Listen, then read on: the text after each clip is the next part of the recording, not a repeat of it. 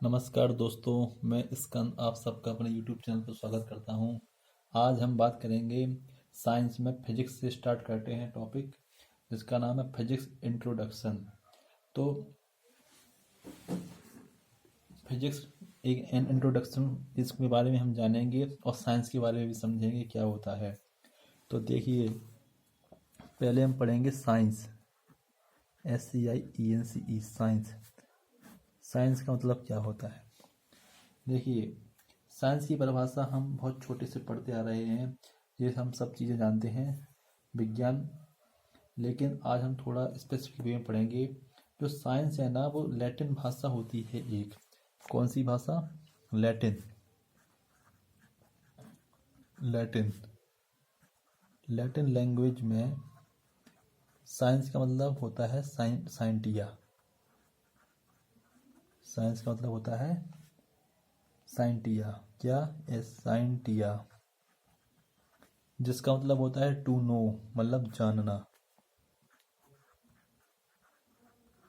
जिसका मतलब होता है टू नो, मतलब जानना, या और नॉलेज भी कह सकते हैं, मतलब ज्ञान। तो हम कह सकते हैं कि जो हमारे सराउंडिंग मतलब नेचुरल इवेंट्स होती हैं, जिनका हम ऑब्जर्वेशन और इन्वेस्टिगेशन और एक्सपेरिमेंट के आधार पर इन जो भी घटनाएं घटित होती हैं उनको हम मतलब एक थ्योरी या सैद्धांतिक व्याख्या करते हैं तो इसी को हम साइंस के रूप में परिवर्तित कर सकते हैं, यानी साइंस के रूप में संज्ञा दे सकते हैं। तो हम कह सकते हैं कि हमारे सराउंडिंग जो भी इवेंट घटित होती हैं उनका ऑब्जर्वेशन करना। ऑब्जर्वेशन। दूसरा चीज है एक्सपेरिमेंटल।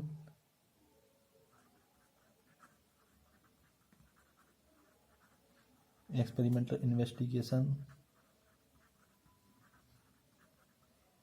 और तीसरा है आपका इन्वेस्टिगेशन।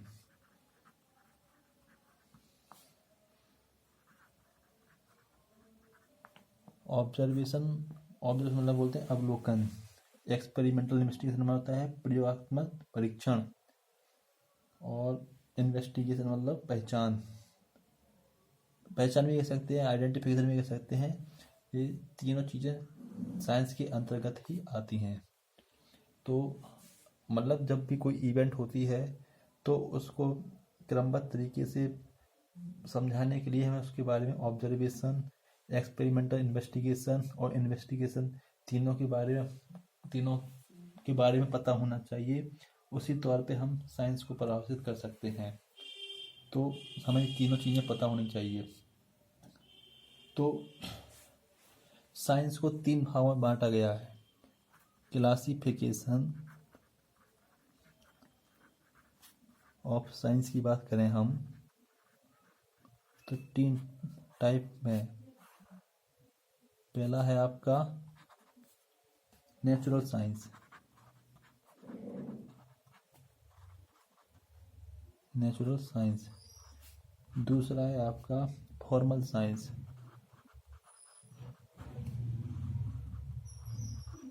तीसरा है आपका सोशल साइंस।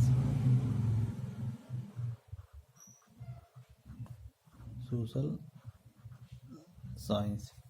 तो नेचुरल साइंस के अंदर क्या आते हैं? आपकी आती है फिजिक्स।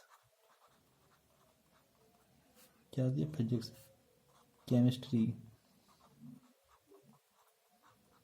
और बायोलॉजी।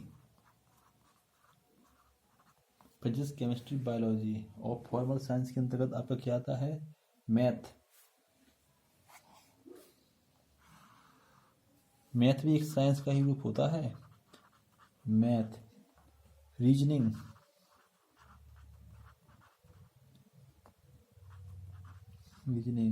स्टैटिक्स जिसको हम बोलते हैं सांख्यिकी, और डिसीजंस मेकिंग माना निर्णय क्षमता। तो ये चीज़ याद रखना है, मैथ, रीजनिंग और स्टैटिक्स। और सोशल साइंस में आपका क्या आता है? जिसको हम हिंदी में बोलते हैं सामाजिक विज्ञान, जैसे ह्यूमन बिहेवियर, ह्यूमन साइंस माना मानव विज्ञान, कि समाज में व्यक्ति की क्या स्थिति है, कैसे उसको हम व्याख्या करेंगे कि मनुष्य एक समाज में रह सकता है कि नहीं रह सकता है, मतलब क्या क्या चीज़ें होती हैं अच्छी वेल डेवलप ह्यूमन के लिए इन सोसाइटी। तो है आपकी मानव विज्ञान। दूसरा है आपका सामाजिक विज्ञान और तीसरा है आपका दर्शन शास्त्र। तो ये चीज़ इंपॉर्टेंट है, फिजिक्स केमिस्ट्री बायोलॉजी आपका नेचुरल साइंस के अंतर्गत आते हैं। तो हम अब बात करेंगे फिजिक्स के बारे में, भौतिक विज्ञान। किसके बारे में बात करेंगे? फिजिक्स के बारे में। तो हम यहाँ हेडिंग लिखेंगे फिजिक्स। ये तो जो फिजिक्स शब्द है, फिजिक्स शब्द की उत्पत्ति एक प्रकार की ग्रीक भाषा से हुई। ग्रीक भाषा में किससे? फ्यूसियस। किससे? फ्यूसियस। फ्यूसियस। फ्यूसियस क्या है? एक ग्रीक लैंग्वेज है, लैंग्वेज हुई, जिसका अर्थ होता है नेचर। इसका मतलब होता है नेचर, जिसका मतलब होता है नेचर या नेचुरल थिंग्स, या नेचुरल थिंग्स, नेचुरल थिंग्स। तो फिजिक्स एक ग्रीक शब्द है। फिजिक्स मतलब फ्यूसिस ग्रीक लैंग्वेज से लिया गया है, जिसका मतलब है नेचुरल और नेचुरल थिंग्स। फिजिक्स हम आपको अपने दैनिक वातावरण में बहुत सी चीज़ें देखते हैं जो फिजिक्स के अंतर्गत होती हैं। जैसे आपने देखा होगा पंखा चल रहा है, लाइट आ रही है, अब ये बिजली का चमकना और पंखों का चलना, और जो इमारत होती हैं और जो मरकरी होती हैं, ये सब फिजिक्स के अंतर्गत ही आएंगी। तो ये हम दैनिक जीवन में सब कुछ जानते हैं, लेकिन हम इसको डिफाइन नहीं कर पाते हैं। एक अनपढ़ से अनपढ़ आदमी भी जानता है कि ये फिजिक्स के फिजिक्स नहीं जानता, लेकिन वो ये बता सकता है कि मरकरी में लाइट आ रही है, पंखा चल रहा है। उसको सिद्धांत नहीं पता फिजिक्स का, लेकिन वो साइंस ने कैसे बताया है वो हम सब जानेंगे।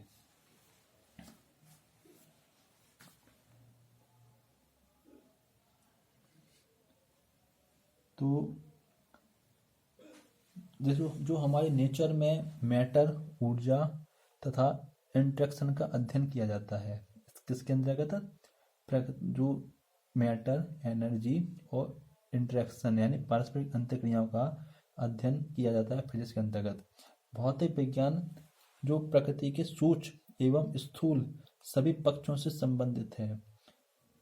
और जैसे मैंने आपको बताया था बिजली का चमकना, तो ये प्रकृति का एक डिजास्टर भी कह सकते हैं और प्रकृति की घटनाएं भी कह सकते हैं। जैसे तो हम कह सकते हैं प्रकृति और उनके प्रभाव तथा उनके घटित होने के कारणों को समझने हेतु जो सिद्धांत हैं वो सब फिजिक्स के अंतर्गत ही हैं। तो फिजिक्स के अंतर्गत ही हैं।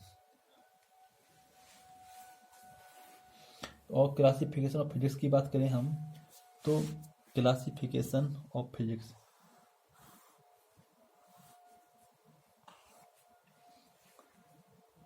फिजिक्स दो प्रकार में बांटी गई है। एक है आपकी हेडिंग रहेगी क्लासिफिकेशन ऑफ फिजिक्स। पहला है आपका क्लासिकल फिजिक्स।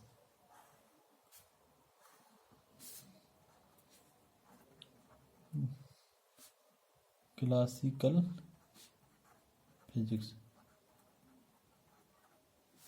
दूसरा है आपका मॉडर्न फिजिक्स।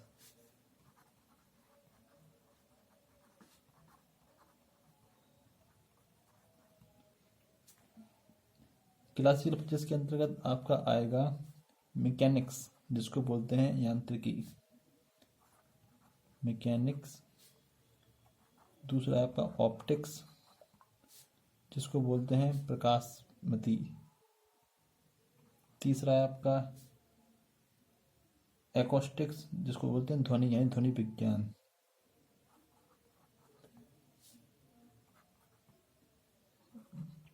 चौथा आपका थर्मोडायनामिक्स, थर्मोडायनामिक्स, थर्मोडायनामिक्स ऊष्मागतिकी। और पांचवा है आपका इलेक्ट्रोमैग्नेटिक यानी विद्युत चुंबक, इलेक्ट्रोमैग्नेटिज्म।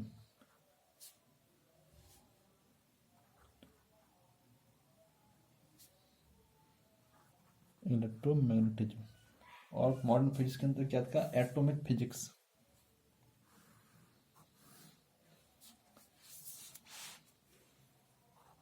एटॉमिक फिजिक्स,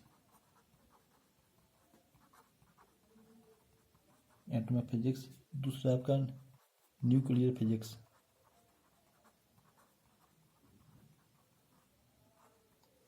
तीसरा आपका क्वांटम फिजिक्स,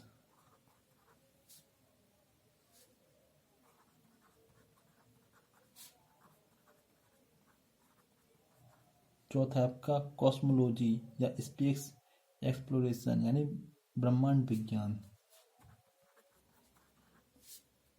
कॉस्मोलॉजी। लॉजी मतलब होता है स्टडी, जैसे स्टडी ऑफ, जैसे ब्रह्मांड विज्ञान कॉस्मोलॉजी है, ठीक है। तो ये सब चीज़ें फिजिक्स की ब्रांचों के अंतर्गत है। तो ये सब टॉपिक हैं अलग अलग, जैसे मैकेनिक्स है, ऑप्टिक्स है, एकॉस्टिक है, थर्मोडायनामिक्स है, इलेक्ट्रोमैग्नेटिज्म है। और ये सब मॉडर्न फिजिक्स के अंदर अलग टॉपिक है, atomic physics, nuclear physics, quantum physics और कॉस्मोलॉजी। तो हम धीरे धीरे इन सब के बारे में बात करेंगे। अगर हम इम्पोर्टेंस देखें फिजिक्स की, तो फिजिक्स की इम्पोर्टेंस किन किन क्षेत्रों में है, एक मैं जनरल में मैं आपको बताता हूँ। फिजिक्स की इम्पोर्टेंस हमारी चिकित्सा स्वास्थ्य में है, जैसे मेडिकल और हेल्थ में, जैसे एक्सरे, सीटी स्कैन, थर्मोमीटर। स्फेग्मोमीटर आप जानते हैं, आला को बोलते हैं, डॉक्टर हमारा चेकअप करता है, बुखार देखता है वो कान में लगाकर, उसको बोलते हैं स्फेग्मोमीटर। और अल्ट्रासाउंड, ये सभी हमारे मेडिकल और हेल्थ के क्षेत्र में यूज किए जाते हैं।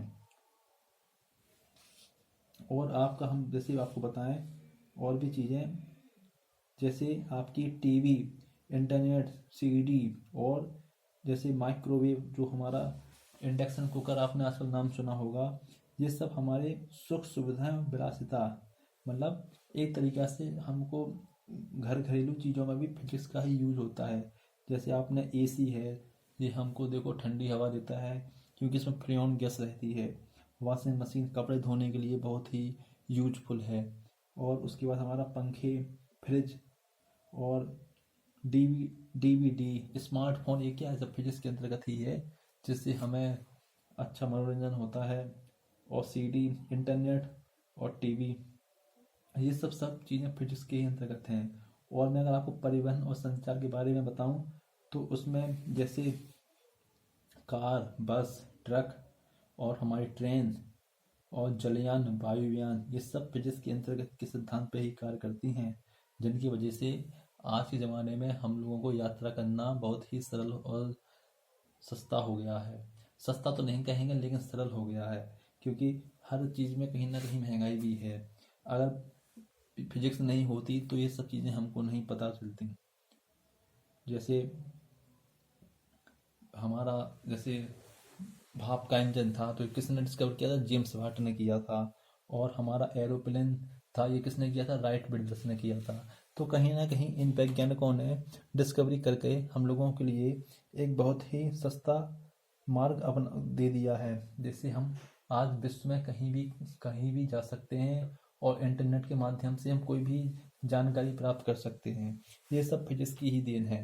तो ये एक जनरल इंट्रोडक्शन था जो हमने आपको बताया। अब हम धीरे धीरे फिजिक्स के और चैप्टर को पढ़ेंगे। दोस्तों, आज के लिए बस इतना ही। ये एक इंट्रोडक्शन क्लास थी। जय हिंद, जय भारत, गुड नाइट फ्रेंड्स।